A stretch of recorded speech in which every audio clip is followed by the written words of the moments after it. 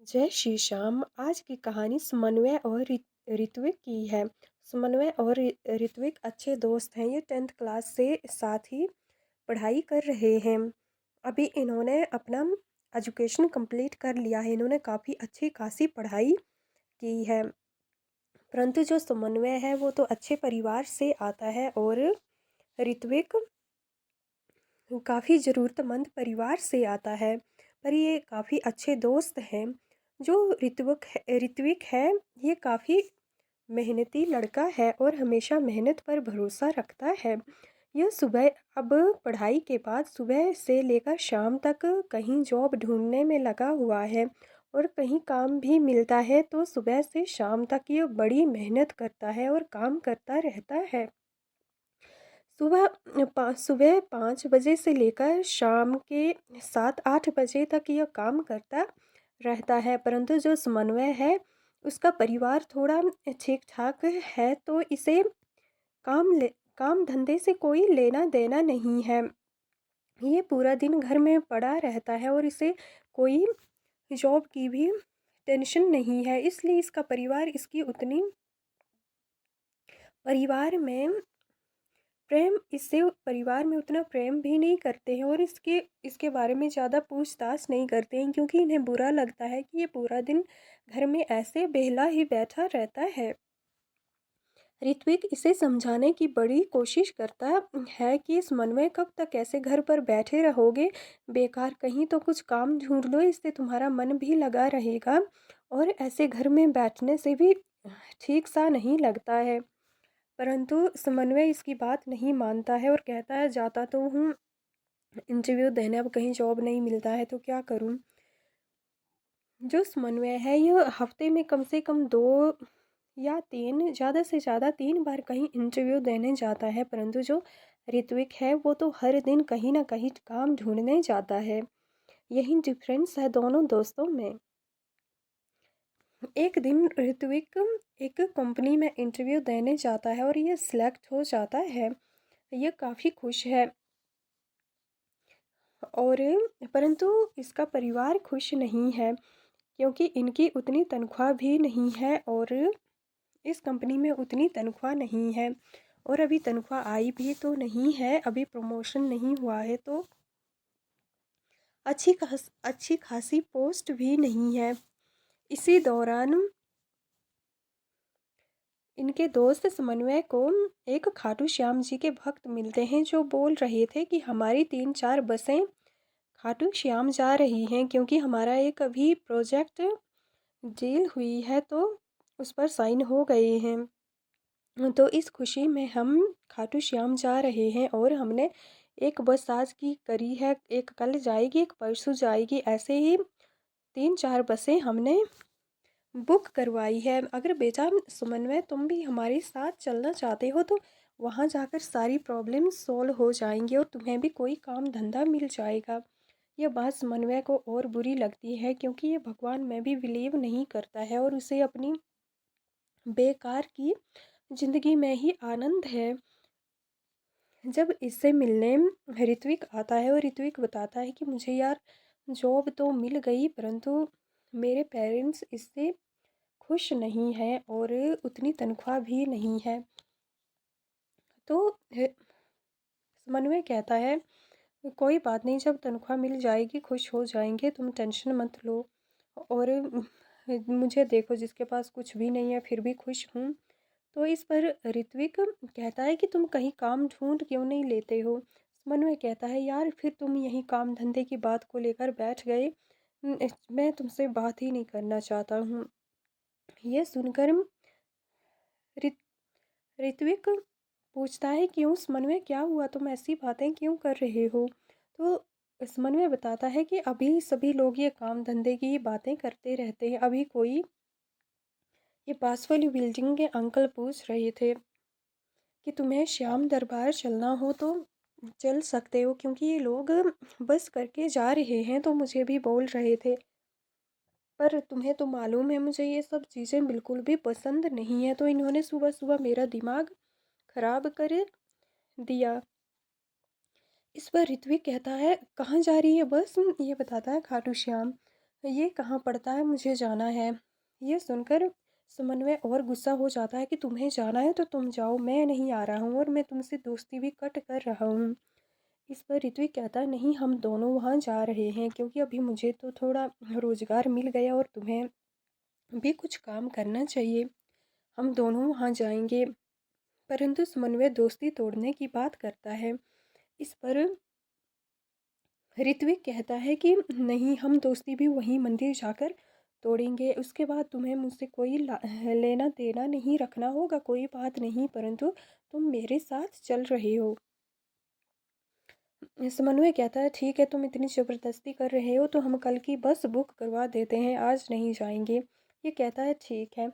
ये अगले दिन बस बुक करवाने जाते हैं, परंतु वहाँ जाकर पता चलता है कि कल की बस में तो सीटें खाली थी, परंतु जो आज बस जा रही है उसमें एक भी सीट खाली नहीं है, तो इनकी बुकिंग कैंसिल हो जाती है। इस पर ऋत्विक को बहुत बुरा लगता है कि मुझे जाना था। तो समन्वय कहता है कोई बात नहीं, अब नहीं जा पाए तो क्या कर सकते हैं, कल अंकल बोल रहे थे कल गए होते, पर चलो कोई बात नहीं। पर ऋत्विक को काफ़ी बुरा लगता है। ऋत्विक कहता है मेरे पास तो पैसे भी नहीं है, हम कैसे जाएंगे। इस पर समन्वय कहता है कि तुम्हें जाना ही है। ऋत्विक कहता है हाँ, मन तो है पर अब नहीं जा पाएंगे क्योंकि पैसे नहीं हैं। ऋत्विक कहता है कोई नहीं, मैं घर से पैसे लेकर तुम्हारी बुकिंग करवा देता हूँ, तुम जाके आओ। ऋत्विक कहता है परंतु मेरे पास पैसे नहीं हैं। समन्वय कहता है मैं दे दूँगा। तब ऋत्विक कहता है परंतु मैं अकेले नहीं जाऊँगा, अगर तुम चलोगे तभी जाऊँगा। फिर समन्वय कहता कोई बात नहीं, चलो मैं बुकिंग करवा देता हूँ। तो एक समन्वय एक कैब बुक करवाता है जिसके सारे पैसे ये भर देता है। अब ऋत्विक के पास अपने पैसे नहीं है तो इसके साथ चल पड़ता है, परंतु दोनों दोस्तों की दोस्ती तो यहाँ भी टूट चुकी थी। तो समन्वय जाकर आगे बैठ जाता है और ऋत्विक पीछे वाली सीट में बैठता है और दोनों दोस्त अलग अलग हैं। जिनकी कैब इन्होंने बुक करवाई थी वे तो बात कर रहे थे, परंतु ये लोग आपस में बात नहीं कर रहे थे और बिल्कुल अलग अलग दरबार के लिए चल पड़े थे। जो कैब चला रहे थे इनकी तबीयत कुछ ठीक नहीं थी। ऋत्विक पीछे से देख लेता है कि इनकी आंखें कुछ बंद, आंखों में झपकियां आ रही हैं और इसे लगता है कि शायद इन्होंने अपनी नींद पूरी नहीं की है। तो रात का समय है और गाड़ी हाईवे पर है, अगर थोड़ी सी भी पलक झपकी तो कुछ भी हो सकता है। तो ये ढाबे पर रुकते हैं।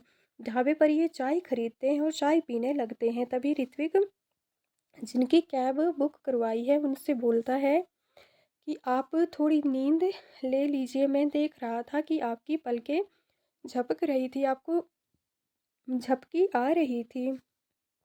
इस पर कैब वाला बोलता है कि नहीं, मैंने 1 बजे से शाम के 5 बजे तक नींद पूरी की है, मेरी नींद तो पूरी है परंतु मुझे कुछ तबीयत ठीक नहीं लग रही है। इस पर ऋत्विक कहता आपकी तबीयत ठीक नहीं है तो चलो हॉस्पिटल, हम आपको हॉस्पिटल ले जाते हैं। और समन्वय से कहता समन्वय तुम गाड़ी चलाओ और ये इन्हें साइड में रखो और हम पहले इन्हें हॉस्पिटल ले जाते हैं, उसके बाद श्याम दरबार जाएंगे। इस पर समन्वय भड़क जाता और कहता कि मैं एक कैब चलाऊंगा, मैं क्यों इनकी गाड़ी चलाऊं। ऋत्विक समझाने की कोशिश करता है कि इनकी तबीयत ठीक नहीं है। इस पर ऋत्विक और समन्वय के बीच झगड़ा हो जाता है। समन्वय ऋत्विक से कहता कि मैं कहीं दरबार नहीं जा रहा हूँ, मैं तो पास में राजस्थान में घूम आऊँगा और तुम्हें चलना हो तो चलो, नहीं तो तुम भी नहीं आ सकते, तुम अपना रास्ता देख लो। इस पर ऋत्विक को काफ़ी बुरा लगता है और यह वापस कैब पर नहीं चढ़ता है और यह यहीं से घर की ओर पैदल ही चल पड़ता है। अब समन्वय कैब ड्राइवर के साथ राजस्थान में घूमने के लिए चल पड़ता है। ऋत्विक घर आ जाता है और 2 दिन बीत जाते हैं।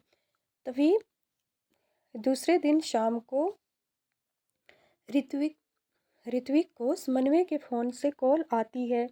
ऋत्विक पिक करता है कि अब तुमने क्यों कॉल की है। तभी जिन्होंने कॉल की थी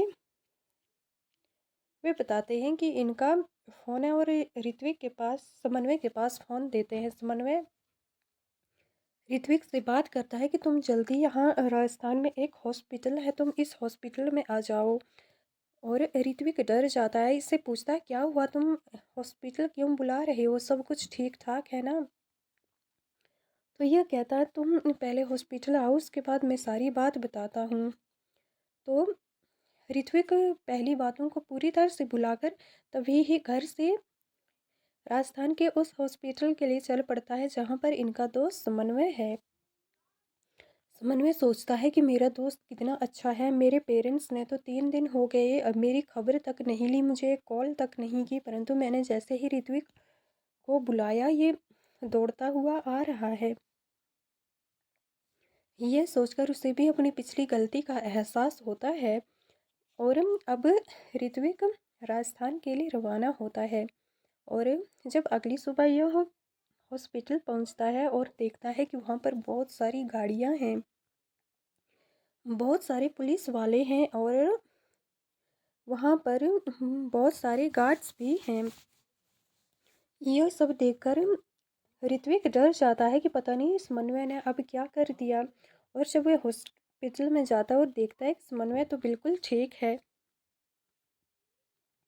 ऋत्विक समन्वय से पूछता है कि तुमने अचानक मुझे क्यों बुला लिया। इस पर बता ऋत्विक को समन्वय बताता है कि तुम सही कह रहे थे, जो ये कैब चला चला रहे थे ना,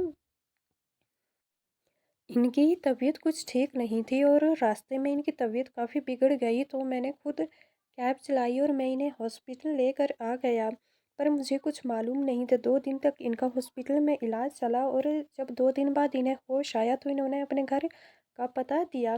ये काफ़ी बड़े बिजनेसमैन के दामाद और बेटे हैं, पर ये खाटू श्याम जी को बहुत मानते हैं। तो ये अगर कोई श्याम भक्त इन्हें मिलता है और कैब बुक करवाता है तो ये अपनी 7-8 गाड़ियों को छोड़ करके इस कैब को चलाते हैं और उन्हें दरबार ले जाते हैं।